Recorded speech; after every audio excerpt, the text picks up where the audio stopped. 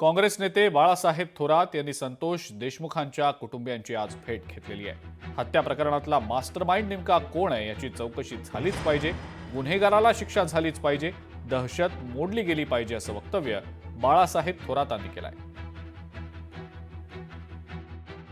एका महत्वाच्या माणसाचे ज्या पद्धतीनं हत्या होते याचा अर्थ सर्वसामान्य माणसाच्या जीवनाचं काय, त्याच्यामध्ये मनामध्ये किती दहशत निर्माण झाली असेल, भीती निर्माण झाली असेल, ही सगळंच काळजी लावणारं आहे। महाराष्ट्राने देशाला काळजी लावणारी ही घटना आहे। गुन्हेगार तर शोधलेच पाहिजे, शिक्षा त्यांना झालीच पाहिजे, कठोरात कठोर शिक्षा।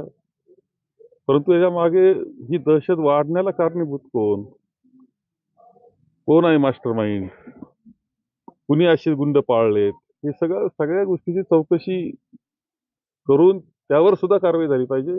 ही दहशत मोडली गेली पाहिजे।